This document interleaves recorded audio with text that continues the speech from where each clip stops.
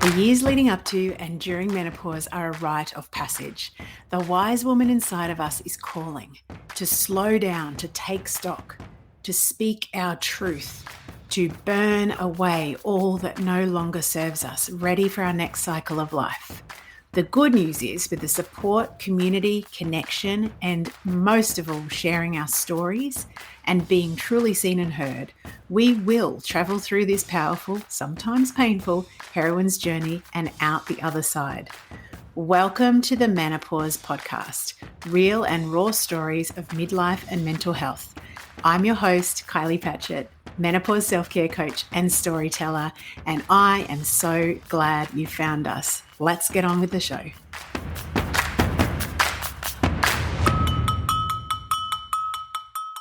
Hello, everybody. We have got a slightly different episode today. I'm feeling very, very chillaxed, and you will hear why in a little moment. I have the beautiful Francine Forde here. Hello, Francine. How are you?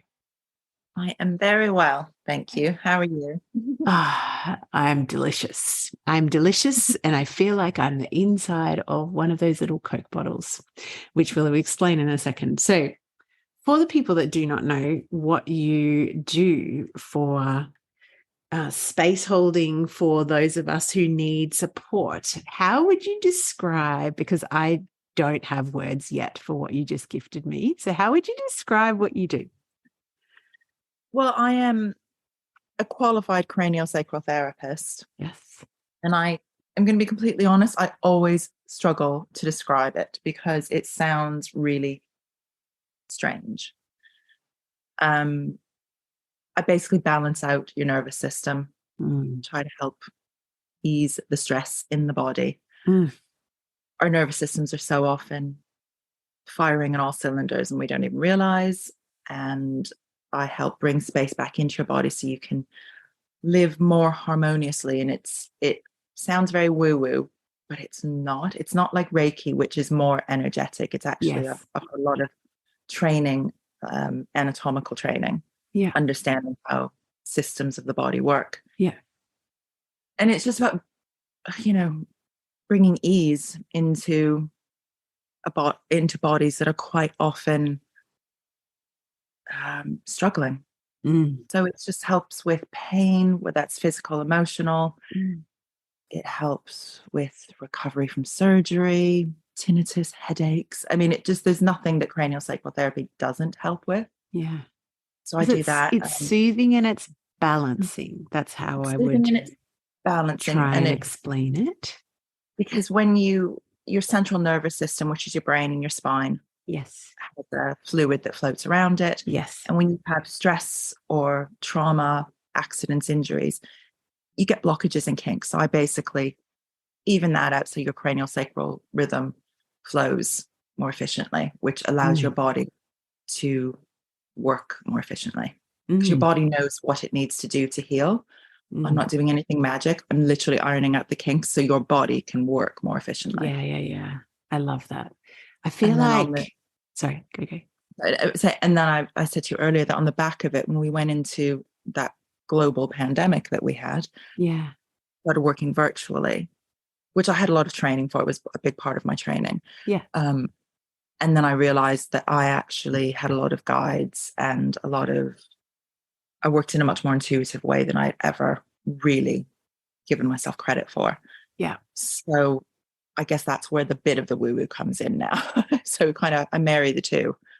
I was interested before you said to me, those intuitive gifts were quite clear when you were younger, but they were squished by, parents that didn't kind of get the woo-woo, which I definitely relate to.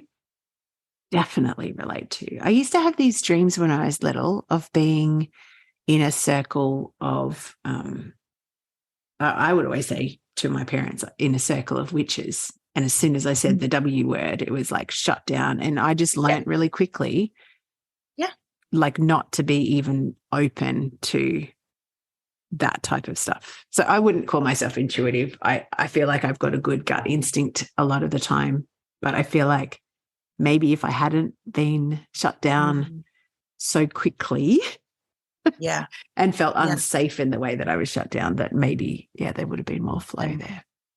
Yeah, because from a very young age, I have this knack of always knowing when someone's pregnant before they do, Oh, me too. which is really weird. And as a very young child, like 3-4 years old, I used to say to my mom, oh, she's going to have a baby. And I was always told, don't be stupid, shut up, that's not a thing. Yeah. And I was always right. And it was just little things like that, things that would,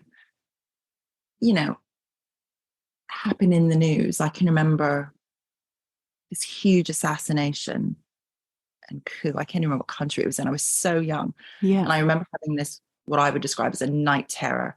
And I described it, in detail to my mother in the middle of the night. And then we woke up the next morning, turned the radio on for the news, and exactly what I had seen had actually happened. Whoa. Was it Tiananmen Square? I feel like that's the one that stood out for me.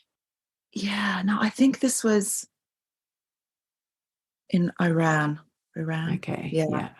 But it was, I was so young. I think I was about 6. Yeah. So I don't even fully remember it. Yeah, of course, because you're but trying to just interpret. Remember her. Yeah. I can remember looking at me, just turning. She said, why did you get up in the night to watch the TV? Oh, wow. And in those days, like, we didn't have all-night TV. That's what I always remember thinking, like, where would I watch that? That was in Canada. The news channel used to have that, like the colours and the squares thing. Yeah, like we didn't even have it. We literally had the 6 o'clock news and the morning TV program that would cover news. That was it. There was no like ongoing. So, and I knew then I probably shouldn't talk about things. She just gave me that motherly look of this ends now, and it did. That's it. Yeah, yeah. But I guess we kind of could say that COVID was a bit of a gift in that respect, but I know it was also right at the end of your own experience of perimenopause that you were just saying, and I was just like, far out, man. Perimenopause is challenging me enough, let alone throwing a pandemic in, and let alone, a complete change in business model from a very full in-person clinic to having to sort of pivot to and adjust to, doing sessions online.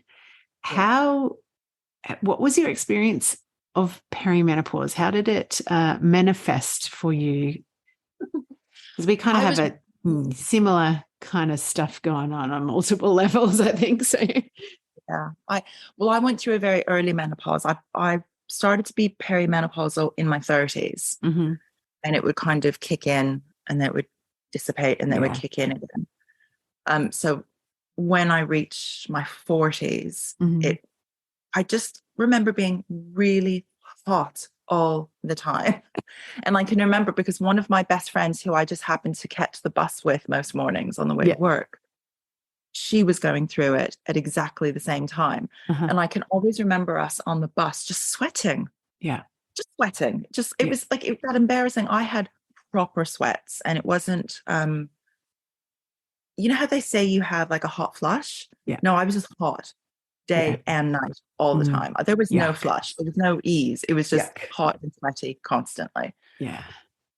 And I found that really difficult because I do not regulate my body temperature. I've got ADHD, ASD, and some of us, regulating your body temperature when you're hot is a really difficult thing. So as soon as I would feel hot, I would just go into panic mode, which would make me even hotter. Yeah. Yeah. So I remember that being really disorientating. And I can remember going through those moments, and then I would panic. And then I couldn't think clearly. I thought I was losing my mind. I would get lost in places that I knew really well because I was panicking. So I had probably 4 or 5 years where I just literally felt like a hot mess. My memory started going. I was working as a photographer's agent, and a lot of being an agent is holding a lot of information in your head. Doesn't matter how good your database is, you have a lot of information in your head. Yeah. And it really started to affect my work, which was difficult. I was going through a separation at the time, fighting for my home with my 2 teenage kids. So it was all kind of like, what is going on? I never really knew whether I was coming or going. I wasn't sleeping. I wasn't eating properly. I was binge eating. Put on a ton of weight, which was really unlike me. I put on 6 stone. So like the last 2 years I've managed to lose it. But so I was hot and sweaty. Yeah. Didn't in my own mind, thought I was going into some sort of early dementia. Didn't recognize myself because I'd put on such a huge amount of weight. Lost my home, broke up in a relationship, then decided to leave my career as well. Far out, man. It was a shit show, perimenopause. And then I felt completely free once all those symptoms stopped. I was just like, breathe.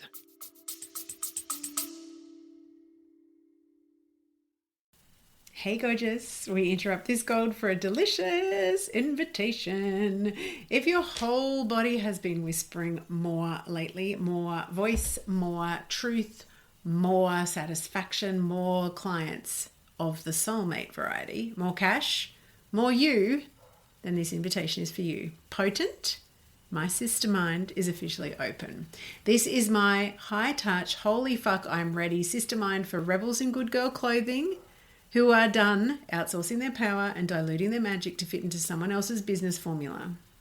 If you have been craving a space where your strategy, your voice, and your energy all get to be offered, honored, refined, and amplified, this is it.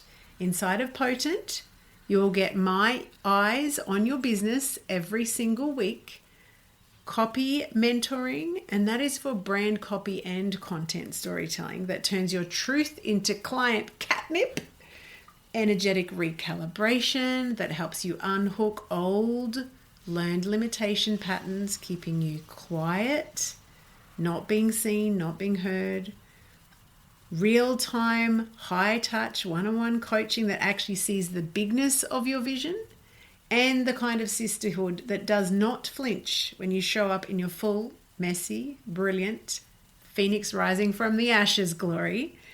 This isn't surface level support. It's deep, potent, paradigm shifting work that changes who you are as a woman in business and a woman in life.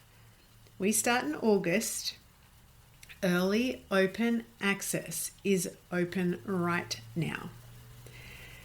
For the month of June 2025, inside of this early access open doors period, you will receive juicy bonuses, extended payment plans, and access immediately to my entire library of storytelling gold.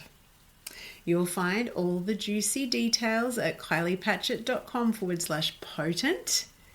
And we fill spaces, and there's only 10 of them, and more than likely only 5 by the time you listen to this, because by that time I will have offered them to the existing cohort, the beautiful original OG circle.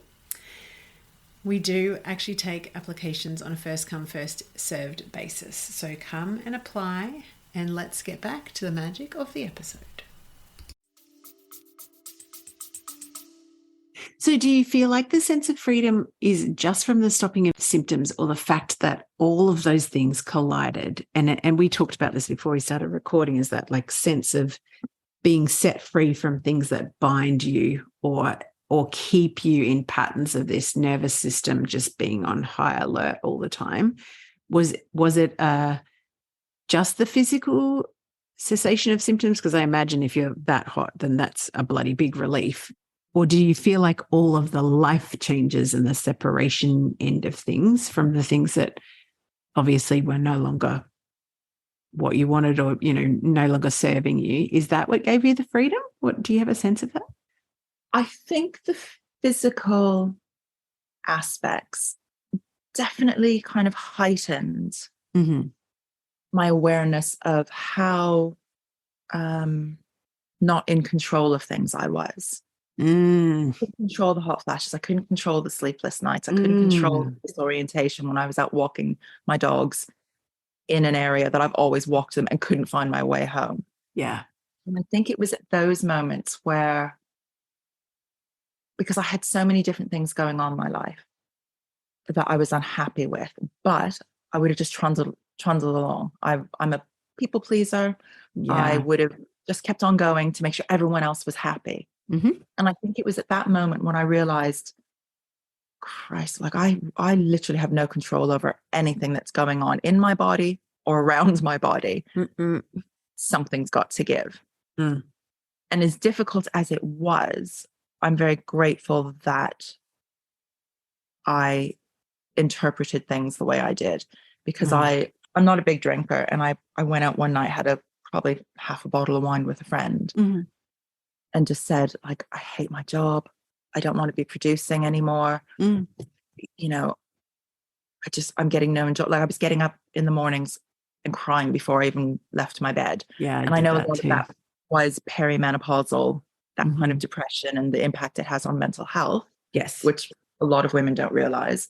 Mm. But it really made me think, I can't do this for the next however many years. And I can remember my daughter, who was probably 20 at the time. Mm-hmm. And she said to me, she said, you look like you're dying. She said, you look like you're having a breakdown. You're depressed, which you won't acknowledge. She said, I've never seen circles like that under your eyes. You look really unwell. Like, fix up, basically. Wow. And I did. I was out with this friend, and I just thought, that's exactly what I need to do. It was the first time I ever honestly sat with myself and thought, but what do you want, Fran? It's like, Yeah. you've always lived your life for other people. What do you want? And I went home, and it was about midnight, and I got on my laptop and I enrolled right then and there on a craniosacral training, a 3.5-year training. And I was like, right, we're doing This is this. it.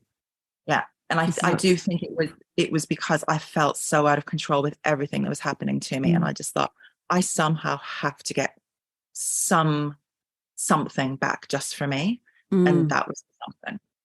Do you know, as you're speaking, what is coming to my mind, first of all, always the gift of perimenopause and being held in the fire of discomfort where we cannot control anything that we used to think we could control, or that we could control, or at least give a semblance of control. And we talked before about, control and seeking safety and all of those things. But as you're talking, I've got a friend, Nick Little, who's been on a couple of times on this podcast, and she talks about this moment where she was literally brought to her knees with really severe mental health issues, had lots of things colliding, same thing. And she had a moment where she said, if I cannot influence any of the cluster fuckery that's happening at the moment, but I will not go through this and not make it mean something positive. And so she went and enrolled, she borrowed money and enrolled in a psychology bachelor program. And now she's actually working as a research assistant, looking at doing her PhD, if I'm remembering, or maybe master's, but I'm pretty sure PhD. And it's the same sort of thing. It's like, if I am this unwell in myself and out of control and out of balance and unhealthy, like so many things that I cannot sort or fix, then there's an invitation of like, okay, what do I pull from this? And do you think everyone does that, or is there some people that go, I don't know? No, I don't think everyone does get to that point. And for a couple of reasons. I was lucky. I had my children in my early 20s. Mm-hmm. So my kids didn't really need that day in, day out doing. I didn't need to be cooking dinner for them. I didn't need to do the school run. So I was very lucky in that way that, my daughter was living on her own outside the home. Mm-hmm. My son was still at home, but he'd finished school. And I think that makes a huge difference, because I know a lot of women, when they hit perimenopause, women, you go down two roads. You either become a parent, or you have something else that kind of takes that day-to-day time, whether it's nurturing a business or you like to travel or whatever. So I'm not saying this just as, a mother, but that was my story. So I gave so much to my kids. And I really felt that, I just had to claw it back. And I saw a lot of my friends around me who were a little bit older. They had kids a little bit later. They were going through it, but they still had to do the school run. They still had to be at soccer at 8 a.m. on a Sunday morning, They even still though had to they have their hadn't shit met. together. And they had no choice in it. And this is where I get so angry about the lack of choice that women have in their own healthcare. And a lot of people go, no, you've got choice. You know, you live in England, you've got all this great stuff. And really you don't, because a lot of times you have to make decisions that benefit other people in some way. Yeah. And so I don't think a lot of women do have the opportunity to recognize that, okay, this is a shit show, but I can do something useful with it, because they're still very much stuck in running a business, running a family, running whatever it is that their life is busy with. Has been, around. Yeah. And I think that must be incredibly hard, because I don't know, maybe my experience would have been easier if I still had that kind of direction of, I still had to do things every day. I was kind of in this weird limbo state where my kids were older. I knew I was probably going to leave my career, didn't know what I was going to do.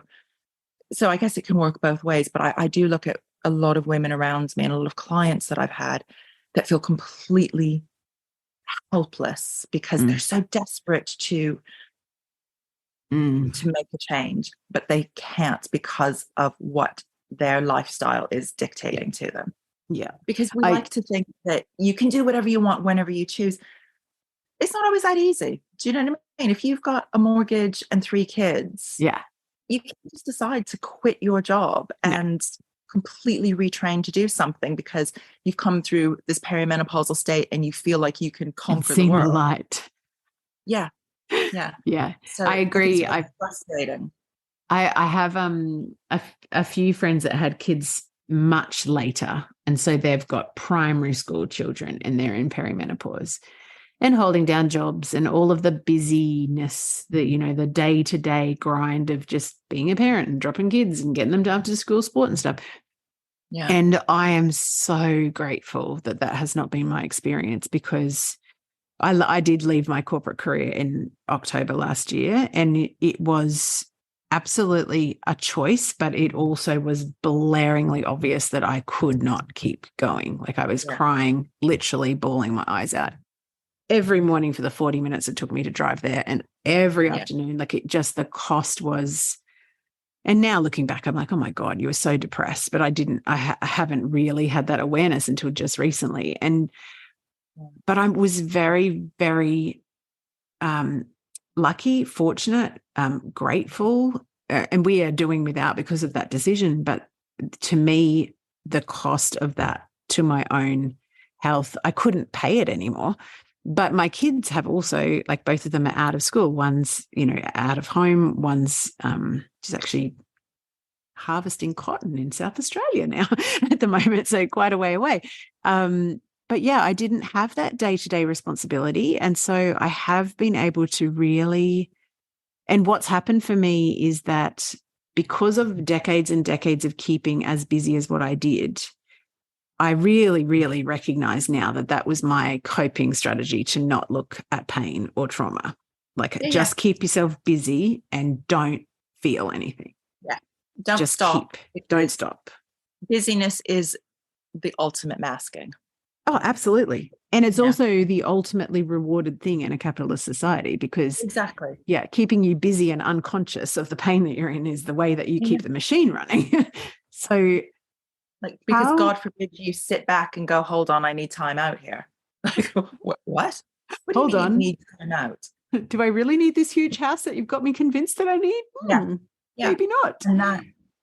And that's really damaging. And I think a lot of women never get to that point, and they do just keep pushing through unless you have a total breakdown. I've had 2 friends that were running very, very big companies, and through their menopause had total emotional and nervous breakdowns. Yeah.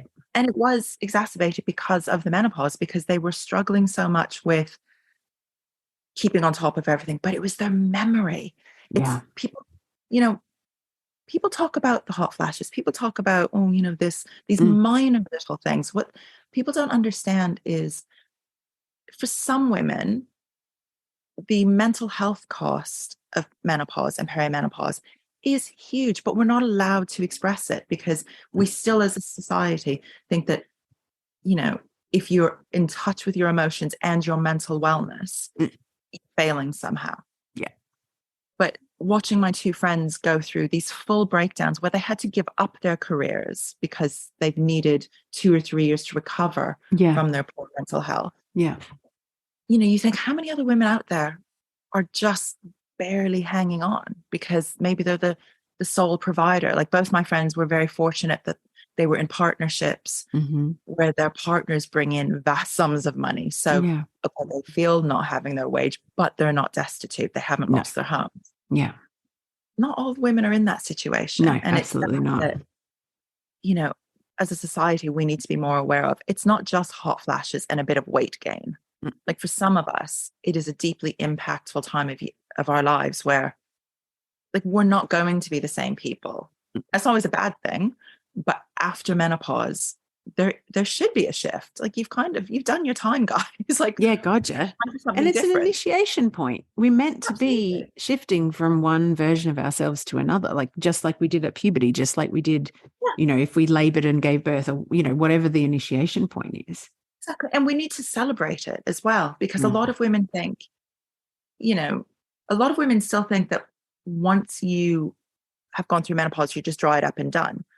And I don't. I just see it really freeing. And it's just like, okay, what's happening next? What is this next chapter of my life going to be? Yeah. What is the next season going to be? You know? Absolutely. And like we've discussed, like for the first time in my life, I've actually got the time, space, and, you know, resources to some extent to actually look at, what do I need? Who do I want to be? Yeah. What feels good for me? What is a source of pleasure in my life? What connections are most important to me, and what connections are no longer healthy or whatever. And I think that's why I'm really, really consciously choosing to talk about mental health, because for me, by far, that's been the most impactful so far. And it really does need a discussion, because it's not just you it's happening to. It's everyone in your family, everyone in your inner circle.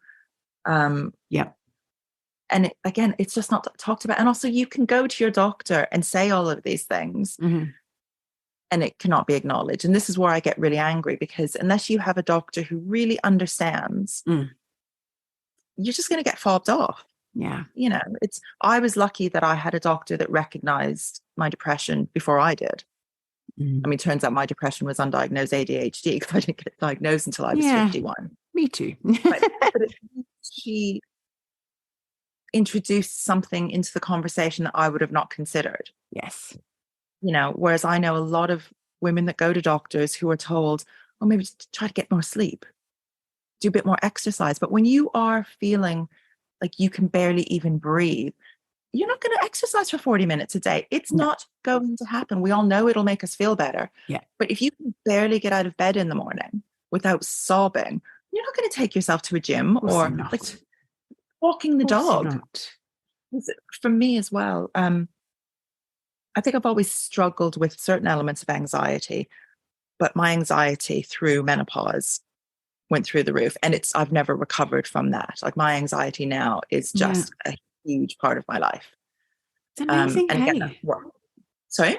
It's amazing that we go through these changes, and it's like a different set point. I have never had anxiety before, but I had really bad palpitations, feelings of panic, and then like catastrophic thinking. And when I was talking to my doctor about it for the first time ever, they were saying, oh, that's anxiety. Like that's the symptoms of anxiety, that what you're talking about is anxiety. And I'm like, what the hell? Like, when I'm out of balance, I know that I get depression. I've always known that about myself. So I make sure that I'm, I thought staying self-aware. Yeah, maybe not so much. Anyway, but yeah, I think it's important that we are not just talking about the physical symptoms, we're talking about the mental health end of things. And the fact that it annoys me sometimes because the general consensus is all these symptoms will go away once you hit menopause. And as you just raised, sometimes not. Yeah. Sometimes for some poor people are hot flushes until they're like forever past. Yeah. That good. I'm lucky that stopped, because that was really terrible for me. But I don't, I don't think I'll ever, obviously if I get the right support, but here in the UK, our system is so broken at the moment that, I mean, there is no support for mental health unless you are very wealthy and you can pay privately. Yeah.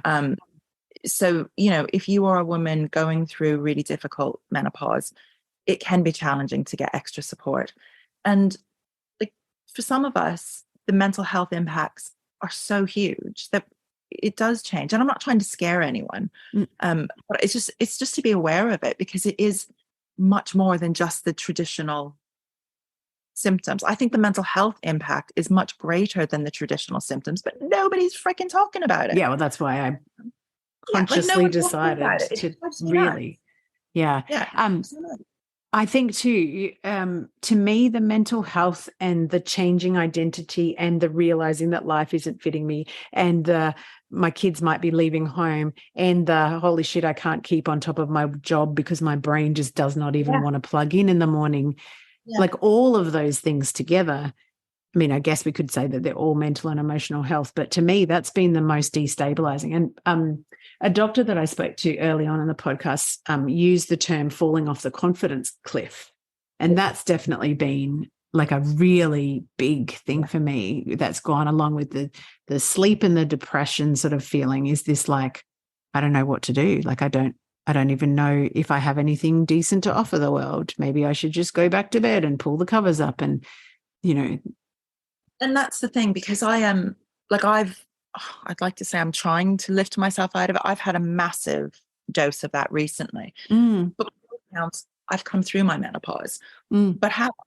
Do you know what I mean? There's no conclusive test that says, okay, you're done now. Yeah. All I know is, I've not had periods in like 6 years. All the physical symptoms have stopped. Yes. But stress, since being locked in my house for 2 years, has heightened my anxiety and my stress. Yeah, of course. Sometimes it's hard for me to understand where my menopausal symptoms stopped and just the hell of a pandemic kind of picked up. Yeah. But yeah, like it's challenging to understand how to move through different elements of it, because again, there's very little support, because out of fairness to doctors, unless they have a specific interest in women's health, they get about 4 hours training in menopause. And they're supposed to keep on top of everything. Yeah. And so you can't even really blame them, because they're just not qualified to understand. No. So I just find it really challenging. It's hard to understand yourself when you feel like you're in chaos and your nervous system is doing all kinds of things. Yes. And that's a really powerful thing. When your nervous system is so dysregulated, you are not going to feel like you've got a grip on anything. No. Menopause is one of the most unstabilizing times for your body and your system, whether it's you just have a few symptoms internally and on a cellular level, your body is still changing at you. Yeah. And it's really hard to kind of come to grips about like where you fall in that and how you can move through it in a productive and healthy and less fearful way. Yes. And I think that's why it's so good that we are talking much more about all the different range of experience and symptoms. And I also am equally as concerned, because I think we're also in the middle of monetizing and medicalizing menopause as well. And it's like, part of me wants to say it's a perfectly natural, normal process. And yes, it's painful. And yes, we might need extra support. And yes, it's absolutely fine to choose whatever mixture of supports. But I'm concerned that there's starting to be this talk of like estrogen deficiency. It's like, we're not estrogen deficient. A girl at 6 is not called estrogen deficient because we wouldn't expect her to have high levels of estrogen because she's not in her reproductive years. Similarly, when you are post your reproductive years, you are not estrogen deficient. You're just changing into a state where there is naturally lower estrogen. Yeah. So that worries me a little bit. But I just want to circle back to, sorry, okay. No, can I just say briefly, and it's really when you're going through those moments of feeling quite confused and your confidence goes, you will, I'm not saying this in a judgmental way, so apologies if it comes across that way. You will literally look for anyone and anything that can support you. Yes. So you will, because I've seen some crazy courses online. And I think because I have come through the other side of menopause, I'm like, you really don't need to pay that person to do those things. Like you don't, you just don't. No.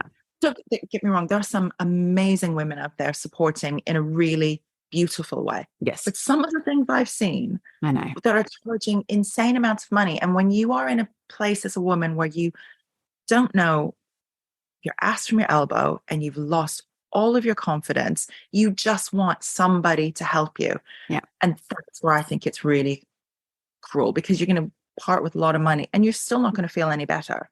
And you actually may feel worse, because this is the other thing that I was just having this conversation with a friend who actually teaches a specific course on yoga for the stages of menopause, same conversation. So I was on Facebook the other night and I was just doing like not working Facebook, just catching up on my personal Facebook, and an ad pops up in my feed, and it's this, very, very life perfectly proportioned 40-something-year-old yoga teacher in a ridiculously bendy pose saying, if you're in perimenopause, the only thing you need to do to have a natural menopause with no symptoms is this course. And it was $3,500. And I was just like, number one, there's no way that you can back up any of those claims. But number two, you are preying on people that by definition are vulnerable. Yeah. And it's this whole discussion around natural menopause as well. It's, because for me, I can't do HRT because of a family history, and they won't even mention it around me because they're fearful. But I know, like my experience of ADHD, I resisted and resisted and resisted for years, right? And I was like, never going to go on the meds. I'm going to do everything naturally. Yes. And you know what? I know there's a lot of arguments and a lot of people disagreeing with medicating. Same with HRT. That was a game changer for me. I now have a completely different life. Yep. And I've seen women, because I've always worked in a very holistic space. So I know me too. This is a lot of people off, right? I've had friends, the yoga teachers, the this, the that won't even take an aspirin. And I'm telling you, an unnatural menopause has been a game changer for them, where they've finally gone, I'm about to get divorced. My kids aren't speaking to me. I haven't been able to work for 6 months. I'm having a breakdown. And they've gone on the HRT or whatever supplementation that the doctor has recommended, and it has saved them. Yeah. So I have a real issue with these people that are selling, if you want to do a natural menopause, by all means, try it all. Because you know what? That bendy yoga pose might work. Please do not completely ignore what, HRT or other supplementation might offer you. Exactly. And don't let anyone else, when you are very vulnerable and desperately looking for answers, sell you something otherwise. Like really check in with yourself, check in with your friends, ask what they're doing. There's a lot of women on HRT that would never admit to it. Yeah. I've got I am now, but I started same thing. And it almost feels to me like, and I think I've talked about this on the podcast before, but when I had my daughters and I was like 100%, I'm going to have a natural, like my plan for my birth was completely natural, try to do it with no medication, etc. And I ended up in a completely surgical emergency situation where, Abby, my first daughter, was very unwell. And that very quickly changes your opinion about, birthing right. But it almost feels the same as the cesarean versus natural debate and the bottle feeding versus breastfeeding debate. Like, it's like, can we stop making each other, our sisters, going through this really tricky period wrong? Exactly. And who is benefiting from us turning against each other? Exactly. But also it's what you're doing to yourself. Yeah, exactly. You're not letting yourself down by exploring every option. Obviously, you need to do it in a safe way. Obviously, you need to consult with your doctors. Mhm. But if you've been a completely holistic living, Ayurvedic, Yeah. homeopathy kind of person, like I always was, Yeah. you're not letting yourself down. You're not letting the side down by going down a more traditional route. And I think women need to be kinder to themselves, because for some of us, menopause is terrifying because we do not know what is happening to our bodies and our minds. Yeah, agreed. And whatever, like your example of birthing. So I've taught hypnobirthing for years. And the one thing I always say to my very holistic families are, you have to listen to what's happening on the day. And if you need to go in for emergency procedures, that is the way. You have failed. It doesn't matter how that baby comes out, you are still giving birth. Correct. Exactly. And I think the same thing for menopause treatments. Just explore all your options and don't shut the door to anything, because that thing you shut the door to might be the thing that literally saves your life. Well, I feel very strongly about that with the HRT for me. Years and years struggling and lose so much. And you might actually be able to get the help that you need. Listen to what other people in your communities are saying about, don't do that. No, just do you. So ask your nearest and dearest what they're doing. Have a conversation. And feel it through. Yeah. Yeah.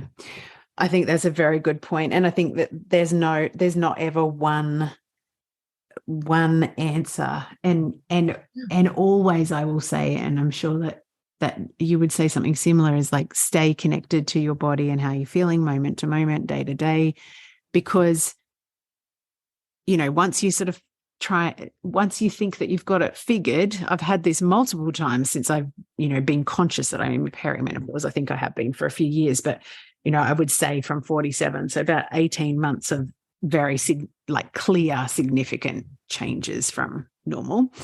But just because I've chosen to go HRT because my depression symptoms were like out of control, I'm also not giving up all of the lifestyle factors that I know can influence me having a more grounded, more healthy foundation to be able to pass through perimenopause. So I think that that's important too, is like, stop othering other women the way they're doing things, do things in a way that feels good.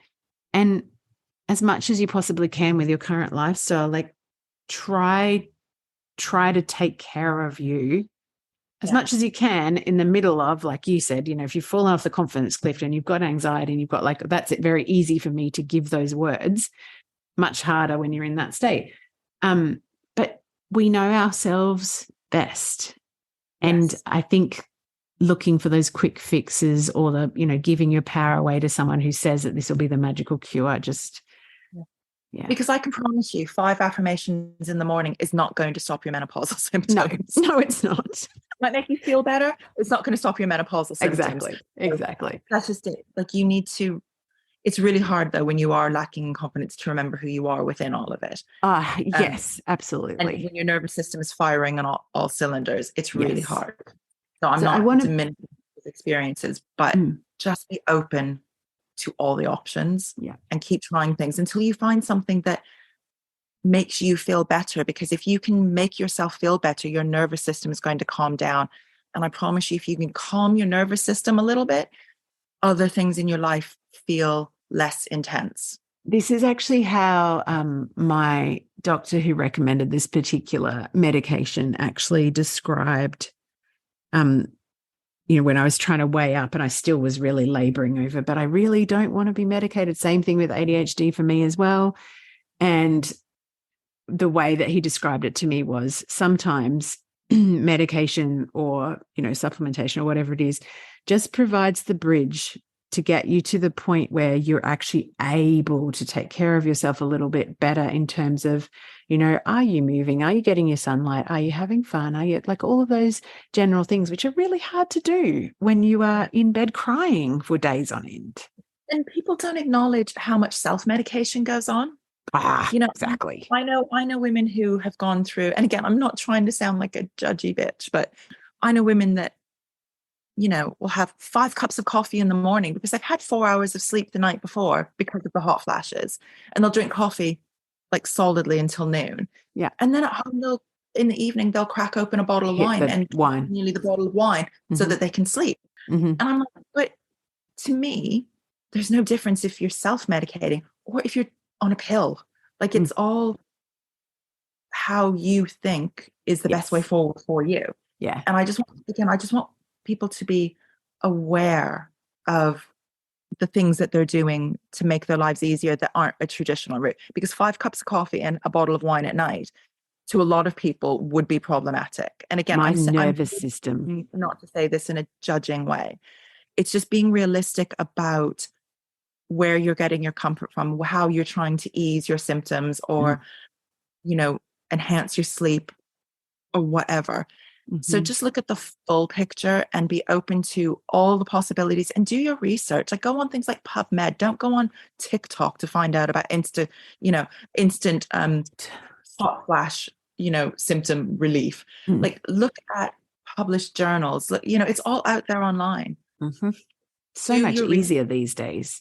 Yeah. Like when I did in my original degree and you had to do back up things with research, you had to go to a library, people. And now it's just all at your fingertips. Remember encyclopedias? Yeah, I know. I had encyclopedias. I used to love them. That's it. I want to come back, Fran, to talking about the state of your nervous system because having just experienced one of your treatments, I'm like feeling very like loosey-goosey in terms of like the edge of that relaxation feeling that I get when I've kind of laid on the ground in the sun for 20 minutes, that kind of like, I'm like, nothing needed. I'm, calm and at peace. And I feel like I want to help people understand about this whole, because the nervous system and somatics and the vagal nerve, like they're on this tsunami of like Instagram fame and TikTok fame, which is brilliant. But can we break it down into terms that people can understand? And we talked before when you were asking me questions before the session, and we talked about when you grow up in a chaotic environment and your nervous system is set at firing, we actually don't have any sense of how it feels to be calm. And that's certainly something that feels very true for me. And my patterns of keeping busy, pushing across boundaries of being too tired, sitting at my desk too long, ignoring needing to go to the toilet, like all of those things to me is just more of the same chaos that I kind of grew up in. Can you speak a little bit about that and what you mean by firing all the time? So kind of, I feel like it's like high alert, antennas up, ready to pounce or ready to defend, I guess. So on a cellular level, your body remembers every single experience. So like for me, I grew up in a house with a lot of trauma. I wasn't abused physically or sexually, but I had a lot of neglect. My mother was a drinker and a partier, and I had neglect. So my body, so my body has stored that and has stored that story that as long as I'm busy, I will not see how much I was neglected. Okay? And that's from day one.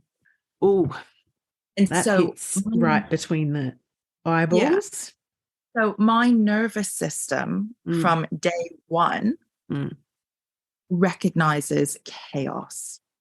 And I remember the first time I realized that I was in a totally chaotic state. I had 2 small children and there was about 5 women that we all kind of met through a 1 o'clock club here in London. And we thought, wouldn't it be nice to go to a day spa? I'd never done it. This was, my daughter's just turned 30. So this was probably 27 years ago. Yeah. Like that was a new thing. Like now there are spas everywhere, but then it was a really decadent thing to take a day out from mothering to go to a spa. And we did it. And I can remember sitting there feeling absolutely miserable because I didn't recognize silence or stillness. And I felt so uncomfortable in my body and I felt so uncomfortable with just sitting. I was like, that? Like, what? I've got 5 hours of sitting next to this waterfall thing, drinking green tea. Like, are you fucking nuts? I hated it so much that was such an eye opener for me, because I thought, because one of my friends said, why is this so difficult for you? And I realized that I'd never done that. Mm-mm. I'd never done it. No. And when my son was very young, I'd wanted to do the craniosacral training then, but lots of reasons got in the way and I couldn't do it until my kids were much older. Yeah.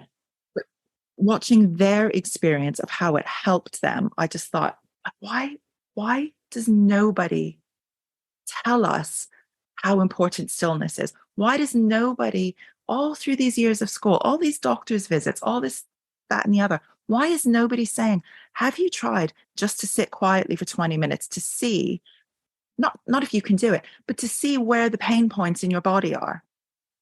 And what I mean by pain points is you've got physical pain points, emotional pain points, and spiritual pain points, if you're that way inclined. Not everyone is into spirituality, which I fully accept.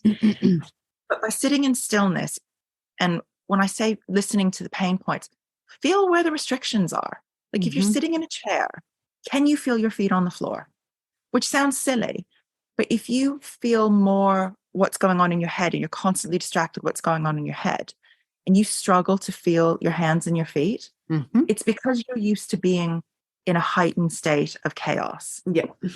And you don't need big trauma to live in that state. You can be somebody that, had their appendix out when they were 8, and that's your body recognizes that as trauma. Like trauma, I talk a lot about trauma in my work. My daughter's always like, oh, Jesus, you're always talking about trauma. Why?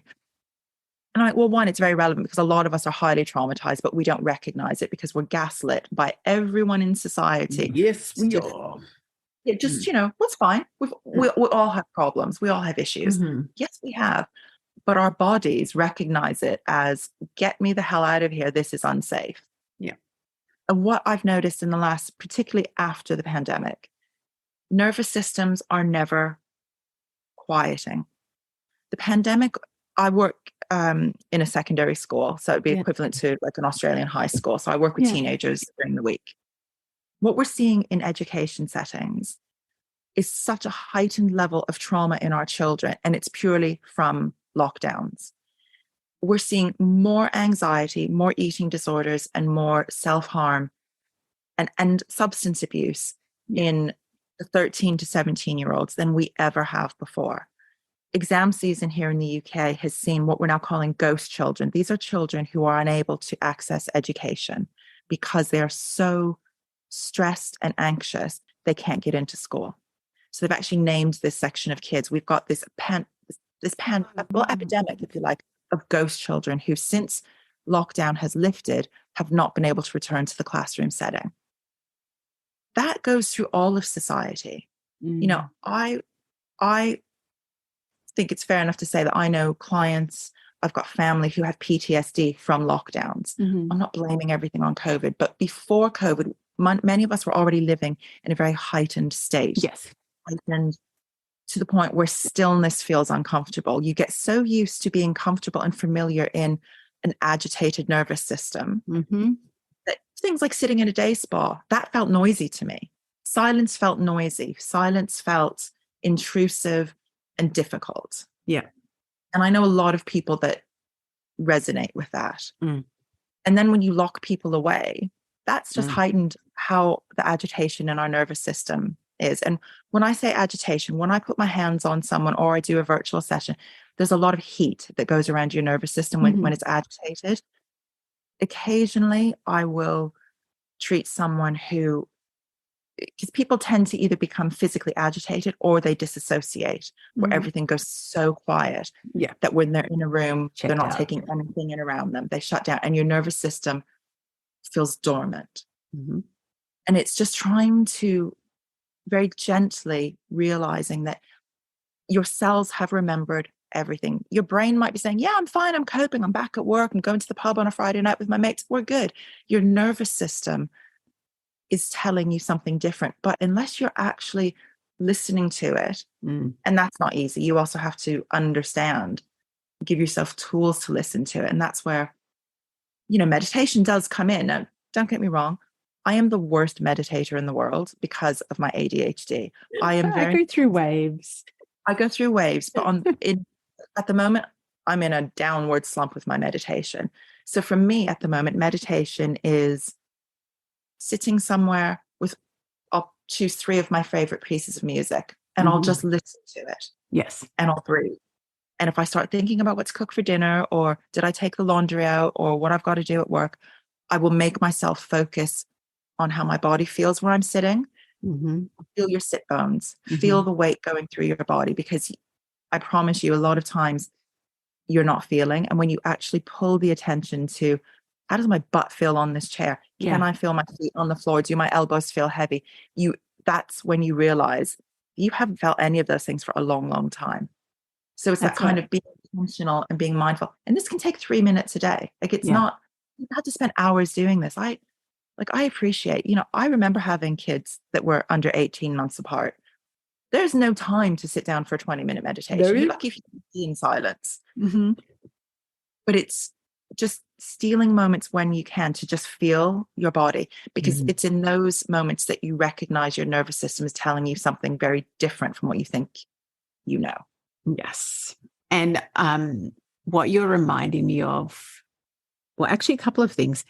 I have actually figured out, and I'm not sure if this is helpful, but if anyone's listening who's also neurodivergent, what has opened up meditation again for me, because I used to do it in a very rigid, like you need to sit your ass down and you need to like very, very metallic energy of like, this is a task that needs to be achieved, which of course defeats the purpose. Well, not defeats the purpose, but certainly isn't the right. the joy away from the meditation. Exactly. But I have found that if I move first, I can meditate. So as long as my physical energy has been dispersed, I can, drop in. And that can be as simple as jumping up and down for 30 seconds. Yeah, exactly. It's going through a workout. It's just expelling that energy, having that tactile, rubbing your hands down your arms and your legs, just to shift the energy to recognize where you are.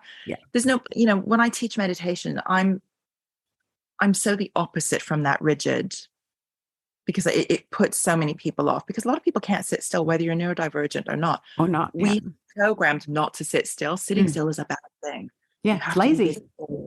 Not productive. So you go into like a corporate office and say, I want you all to sit, we're going to sit for 20 minutes. And I can see the fear on some people's faces. They're like, that's not going to happen. Like, oh, I've got my phone to check, that's when they check out of the room. And it's just that thing of, I just want you to sit still. And I want you to, every time you get distracted, I want you just to look around the room. What can you hear? What can you see? What can you smell? What can you feel in your body? Just breathe. That's as simple as it needs to be. It doesn't need to be this, I need to completely clear my mind. That is rarely going to happen. You have to be a very skilled meditation person to completely clear your mind. But just sitting and feeling and focusing on your breath when you start thinking about dinner and laundry, that is meditation, whether you want to stand up, lie down, go for a walk, prop yourself up in a chair. I don't care how you do it. Just do it. Just give yourself a minute. If you've got 3 or 4 kids running around and you manage to get a chance to pee on your own, you can do it in that minute. It's just that moment of just feeling something other than what you're used to, because being in that comfortable space of constantly being agitated, you don't even recognize it. It's when you intentionally start to think about, hold on, my back feels really tight, or, oh God, my neck is so tense. Your hand over your heart, your other hand on your stomach, and feel what that feels like, because a lot of us as well go through days where we have no touch with other people. We don't touch people. And this is again where I found being locked down so difficult, because a big part of my work is touching people. It's touching, And I wasn't even allowed to hug my kids. They were telling me. It was like, that's not going to work for me. Do you know what I mean? I remember those days where my daughter was living out of the house. She wasn't even allowed to come into my house. And I was like, well, that's not going to work. Like, that's not going to work for my mental health. That's not going to work.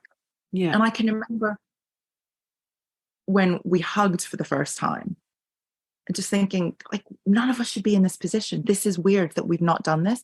And it's that we're still feeling. So a lot of people, if you're working 60-hour weeks, How many of those minutes in a week are you actually touching someone, especially if you're single, especially if you're living on your own?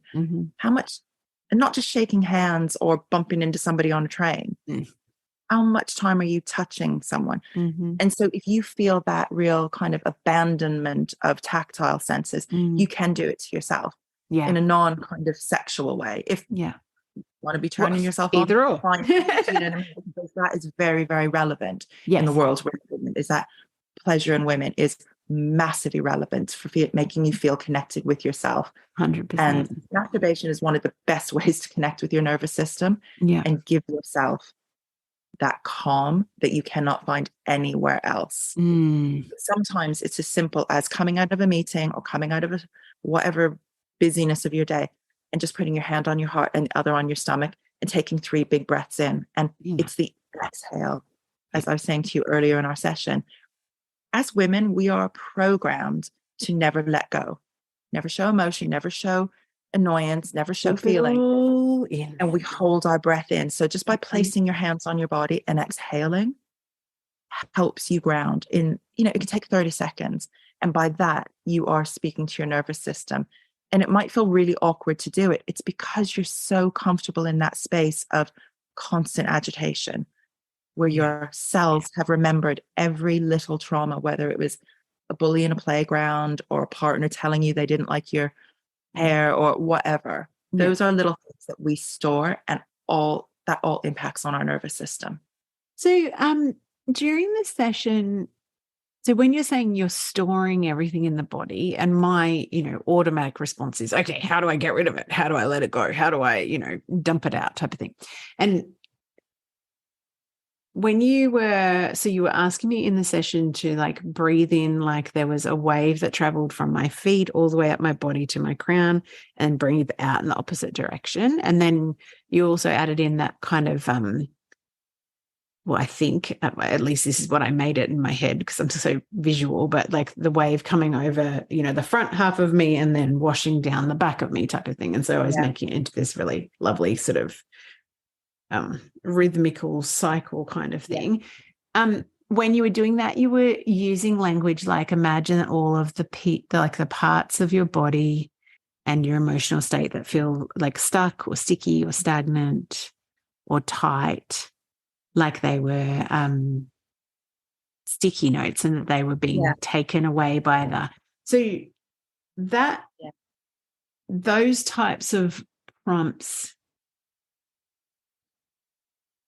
I find them really powerful because I don't know whether it's partly because I'm a visual person, but also as soon as someone takes me into a session like you just did, I'm like, I guess there's a bit of a benefit from the moving and then dropping in, because as soon as I'm like, okay, I'm in a space where I'm, I feel safe and I feel completely held, so I can actually just be completely internal and I don't feel the need to sort of be checking in. That is a new thing, definitely. It's not something that I've always been able to do. When you give those prompts, are you inviting the sensation of letting go? Like, what am I trying to ask? I guess when you want to be letting go of stuff yourself, how do we continue to do that process? And obviously we see healers and helpers like yourself to release things, and particularly what we were just working on for me is something that's quite big. I've been working on it for quite a while and it kind of still feels a bit, was feeling a bit stuck in my body. If people don't have access to that sort of support, what can we do ourselves to continue that process of, like, is it as simple as imagining that yourself? It's funny because I always say, so I have a real issue with the wellness community. Yep. Because there's a lot of, if you do this and it'll all work out. I don't really subscribe to any of that. I think for me, it's tapping into the small joys in your life, whatever makes you happy, right? So for me, walking my dog in the trees helps me get to those moments, because to sit on my bed and kind of tell myself, right, we're going to do this, and then I'm going to feel fine. I was just setting It's myself not up going to for be. Yeah. yeah. So if you like walking, if you like swimming, if you like zoning out in front of Netflix, you know, it's in those moments where you just see those fleeting moments where you feel completely relaxed and it almost takes you off guard. You want to invite as many of those moments as you can into your week, because it's through those moments that you have fleeting moments of little messages, downloads, as I call them, where your brain will tell you something that very subconsciously sneaks in, and it can be the raising of an emotion. Yeah. Which can be confronting and startling, but it's in those moments where you find that split second of joy, you are able to relax enough that you can let these downloads come in. Yeah. So however you find that in yourself, if you do really struggle to find that in yourself, go for a massage, go for something that distracts your brain, because the process that I use, I use waves, because that's how I'm not a visual person at all. I feel it. The waves to me are, when the wave starts to come in, it's because I'm feeling your craniosacral rhythm start to move in. And when you are a craniosacral therapist, you work with different rhythms and tides, they're called. So the waves was what just instinctively came to me. Yeah. When I started doing this years ago. Not everyone sees it that way. Not everyone is a visual person. But if you are a visual person and you can get to that space, whether it's through meditation or just these fleeting moments of finding that stillness in your body, really, again, feel, where do you feel stuck? And it doesn't need to be a big, conundrum. Like literally, where do you have a kink in your body? Is your shoulder blade feeling tight? Is your lower back feeling tight? It might be that you've injured yourself and that's why. But as I was saying to you in the session, quite often if we have an injury at some point in our lives, that's where our emotions build up throughout our lives afterwards. Even if you're completely healed, again, on a cellular level, unless you've done some sort of somatic work to really help it eke out, that's where things get stuck. So in those moments, feel where it's stuck. If you're a visual person and you can assign a color, or like I said, a colorful post-it note to it, just sit for a minute. And as you breathe out, just imagine those post-it notes getting picked up on a wave or on your breath and washing away. And move your body around. And again, touch your body, like rub your body. When I say jumping up and down for 30 seconds, I used to do this with kids when I was a nursery nurse. When kids have a tantrum and a wobble, even though you're giving them everything they want and, bowing down to all their demands, and they're still just so emotionally dysregulated, I used to just start jumping. And they would always look at me like, what is she doing? You get this 3-year-old that's throwing a patty, and all of a sudden there's a 6-foot grown woman jumping in front of them. And within seconds, they would start jumping as well. And I promise you, within 30 seconds, they'd be on the floor laughing. That works to any age. So when you're having a moment of not knowing how you're feeling, or you're frantic, or you just feel awful, jump. Like, it sounds ridiculous. It's getting that energy moving. And it's just little things like that that can help just shift that stagnant energy, whether it's emotional, physical, or spiritual. If you can't jump because of some sort of physical thing, do something, whether it's like tapping on yourself. Knocking. I was going to say I tap often, so whole meridian, if I'm wanting to shift something or shaking, whatever. All sounds silly and almost too simple, but we are so used to being, you either are a person who never stops, who cannot sit still physically, or you're a person that's behind a desk all day and your brain never stops. Either way, those are bad for you. We need to get back into a practice of somehow waking up our nervous system. So whether it's for a jog, a swim, jumping, taking an ice cold shower for 30 seconds, just something to wake you up. Humming is one of the easiest ways to engage your vagus nerve. It runs through your body, really balances everything. So just hum. It's little practices like that I can't believe people don't talk about this stuff, because there's just these little things that we can introduce. You could do something like that 20 minutes or 20 times a day. If you are someone who is always busy, always an overactive mind, get some little colorful dots, those little sticky dots. and put them in places around your home, around your workplace where you stop regularly. So whether it's by a kettle or on the toilet or where you brush your teeth, whenever you see a dot, think to yourself, can I feel my feet? Where do I feel tight? And take 3 deep breaths in. Just those really simple mindful moments help you return to yourself. There's no magic answer. If you can get some sort of somatic work done, brilliant, because I'm a huge advocate for talking therapy. It's amazing. And I think everyone at some point in their life should experience a really good therapist, because there's nothing like it once you get, into your head. But because your body stores everything on a cellular level, you can't clear everything through talking therapy. You just can't. Because if it's stored in your body, you can talk until the cows come home, and you're not going to be able to release things that are held in physical discomfort. So that's where go for a massage, get some craniosacral therapy, do some Reiki. Something like that can really, really help. Yeah. I know it's not for everyone. I know some people don't like touch. Some people can't afford to it. Always look for low cost programs. A lot of colleges do clinics, like final year training clinics, where you can go and get like sometimes free sessions, sometimes, really, really cheap sessions. A lot of clinicians as well. I have clients that when we went into, a really hard financial crisis here in the UK this past year, I had clients saying, I just can't afford you. And I'll be like, here's my PayPal. Come for the session, pay me what you can. Yeah. A lot of clinicians will work that way, because as somebody who works in this space, we don't want people to feel that they can't access our work. Most people aren't in this for the money. We're in it because it's something we feel we have to do. Yeah, it's purpose. Always worth asking. But, somatic work is so powerful. And it is, going back to those, just like the sticky dots and the breathing and stuff, those are just little things you can do to yourself. If you've got an animal, hug your animal. Go regulate with your puppy. Yeah, that's one of the most powerful ways to settle a nervous system. Yeah.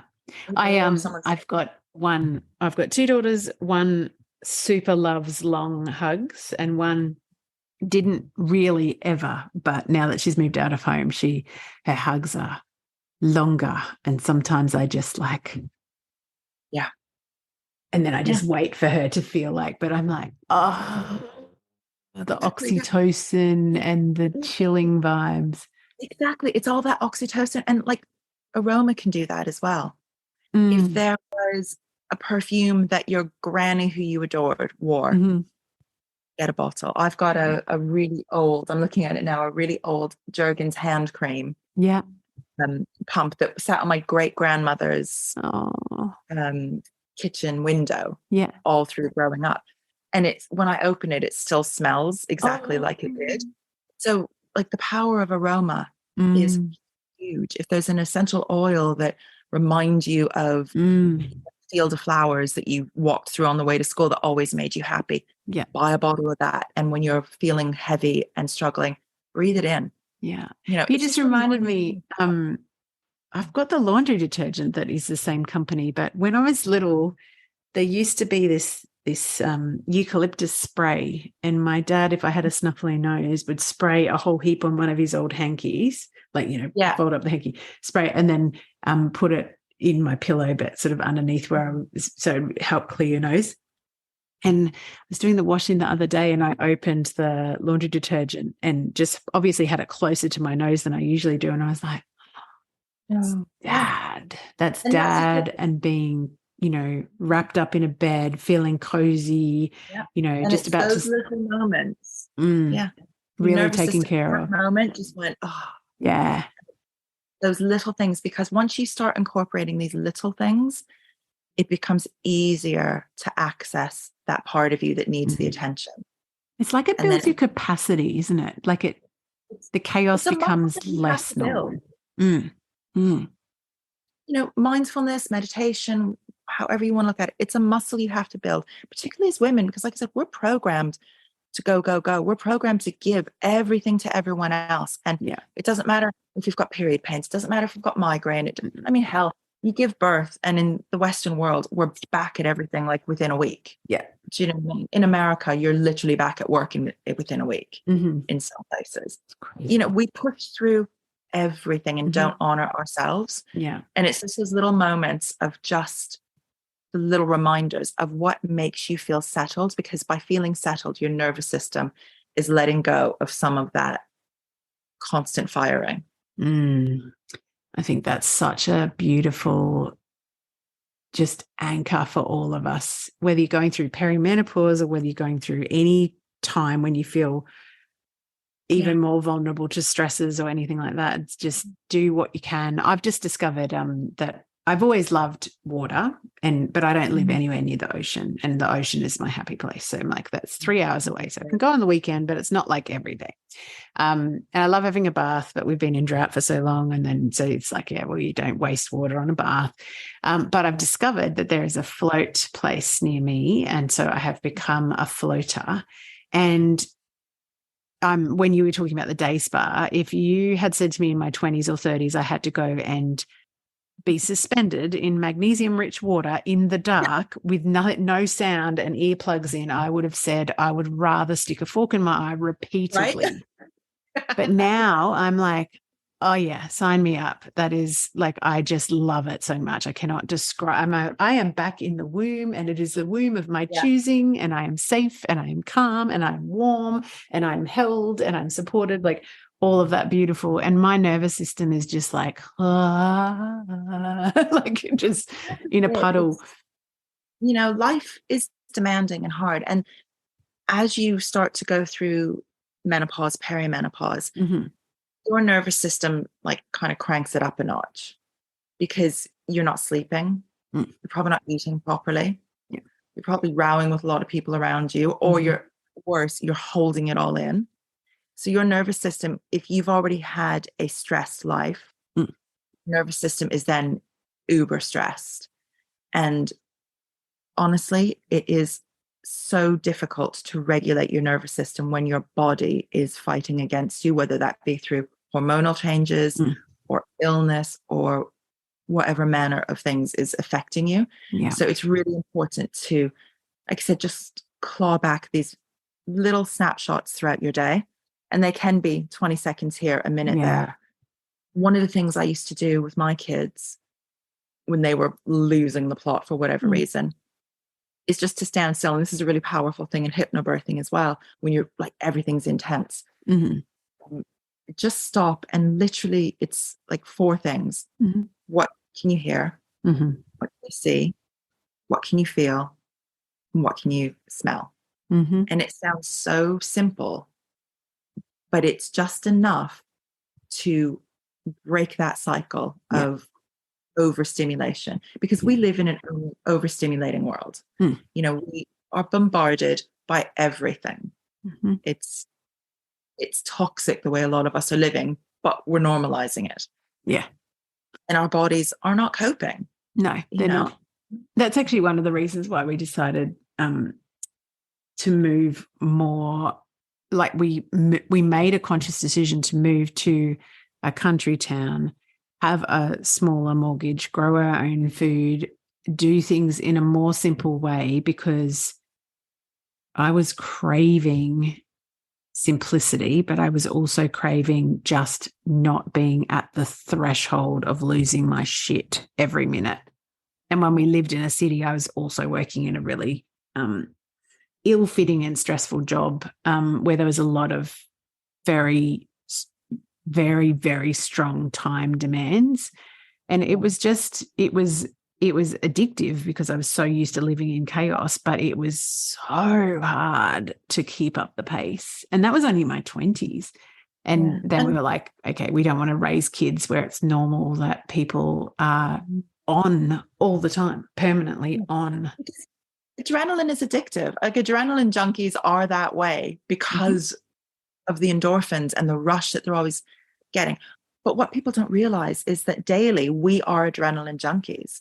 Our worlds never stop. And unless you intentionally remove yourself. So when I was going through my separation from my marriage, I could have moved a mile down the road and had a big house and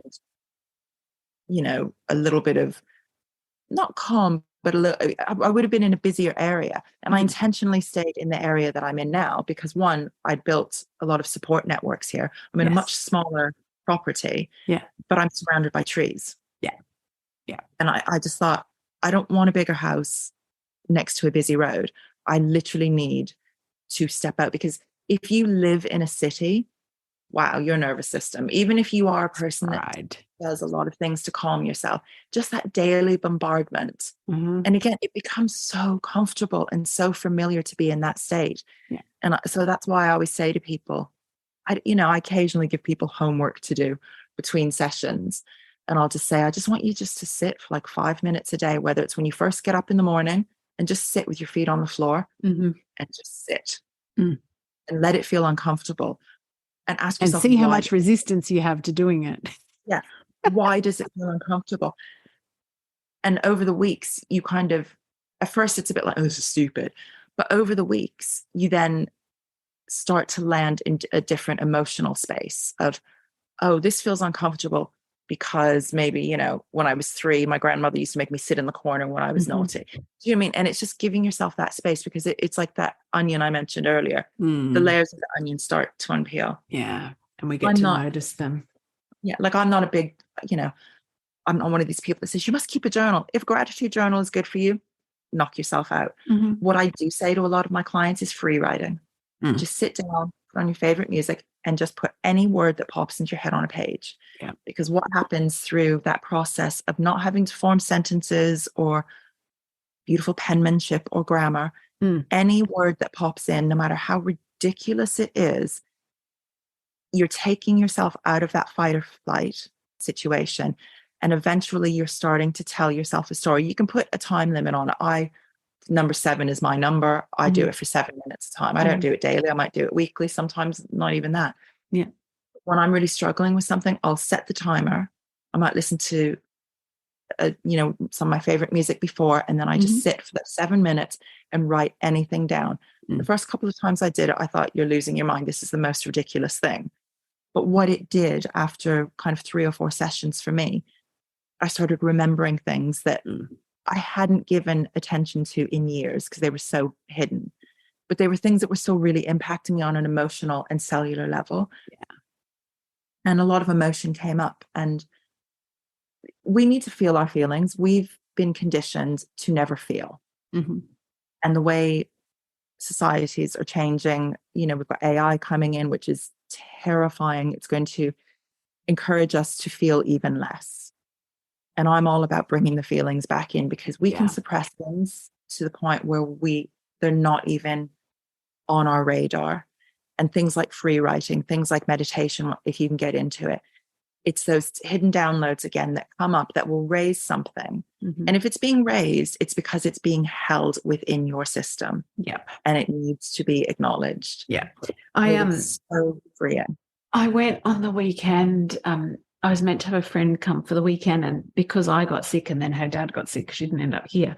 And I had this choice of and I was still kind of recovering from that funny bug thing. And I thought, I've either got the choice of just kind of battening down the hatches and hibernating, but I kind of had a sense that if I did that, I might start to slide back to that kind of more flatter emotion. I thought, no. And so I played this game with myself on Saturday, and the game was, what would Joy do? And then I just got to do the next thing. And it was really interesting. What Joy had in store for me is not what I would have kind of predestined or whatever. And it looked much more like head to the farmer's market, buy some fresh fruit and vegetables. And then I was like, the sun is just gorgeous in wintertime. It's just perfect.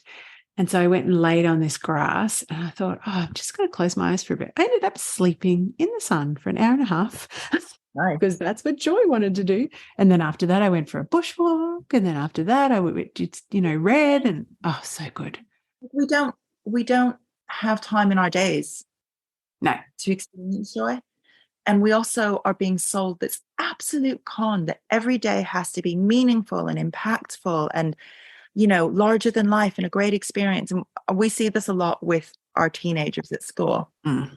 to, if you know you don't want to be a doctor or a vet or a lawyer or a dentist or whatever, don't. and you're a bit like, oh, I don't know what I want to do. Those kids are in crisis because they are being constantly told that every day is going to be fun. Don't ever do anything that doesn't bring you joy. But nobody really understands what joy is. They're just words that are being spoken to us. But adults are getting that as well. It's like we have this thing of every day's got to be full of something meaningful. No, like a lot of days are going to be sucky and really bloody boring. But yeah, you're going to find a great sunset, or look at those flowers. I haven't seen those in a long time. That is enough. We do not need, and it took me a long time to untrain my brain from thinking, that I was going to be like the next Gabby Bernstein, or I was going to be like delivering that message to the masses, right? Yes. I got really stuck in that around menopause because I was like, I've got to give my life meaning and yada, yada, yada. I was pursuing a lot of these things that I hated doing. And it's now that I've pared everything back, that is where the fun is. And that's one of the biggest things I can say to people is just turn the volume down on all that crappy noise. Even if you're not on social media, it's filtering through society.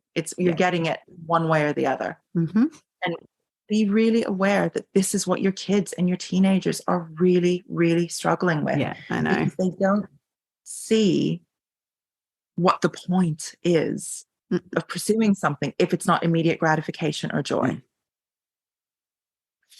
And as parents, as mothers who are probably menopausal, we're supporting kids through that. Yeah. And it's confusing us as well. And it all then becomes this huge clusterfuck where we're just like, nobody knows what they're doing. We're all lost within it.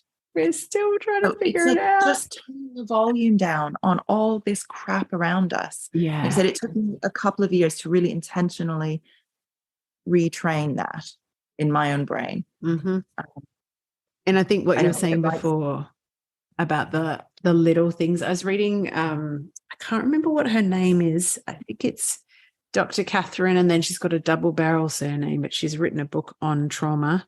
And she's got this thing that she does on her social media, which is, I think it's little joys or tiny joys or something. And I've always said about squeezing the joy out of life. And I don't mean these, catastrophically joyful, crazily amazing moments. I mean the blue, that precise blue in that sky. Yeah. And the feeling of breathing deep into my chest after a session with you. Having flannelette sheets when it's a cold winter's night, like that type of stuff is notice. Yeah, so maybe turn the volume down on the noise and turn the volume up on noticing. Just noticing. Yeah. Yeah, just noticing. Just noticing. Just being here. Yeah. I have immensely enjoyed our chat, and I have immensely enjoyed my session. Thank you so much. Where can people find you if they'd like to know more about your online sessions and where you are in the world? I am the most basic human being. I haven't ventured into the world of websites yet. So my social media, most people connect with me via my Instagram page. Okay, great. I have got the links to your Insta and your Facebook. So it's just Francine Forde _, or you can just email me directly. So it's just info@francineforde.com. Okay, it's Forde with an E. Beautiful. I've never found a use for a website. So I probably Simple won't pursue is it. good. It's another thing that I will get sucked into and spend 4 years building. Yeah, exactly. And simple is good.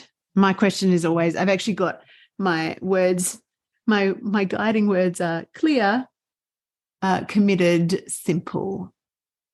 That's it. Just that. That is more than enough. Thank you for starting your day with me, and thank you for ending mine. It's been really lovely. I know, weird. I know. It is really weird. It's so weird because this morning I started my day with someone in the States, and so I'm just like living around the clock at the moment. That's funny. It's brilliant that we can do this. Yes, it is. It is very cool that we've got the ability to. Thank you so much. It's been lovely getting to know you and your work in the world. Thank you. And thank you for what you're doing in this space. No worries.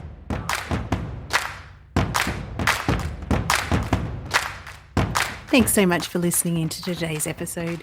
If you love the show, as I hope you do, please take the time to subscribe on your favourite pod listening platform and rate and review. And for bonus points, if you have a friend or someone who popped to mind as you were listening to this episode, why not hit the share link wherever you're listening and send them a little love bomb. Like, listen to this. Did you know this is normal? I really, really, really would love to get these beautiful stories into the hearts and ears and minds of so many more midlife mavens. And your help spreading the love is truly, truly appreciated. Thank you so much. I'm Kylie Patchett, your host, and have a spectacular day.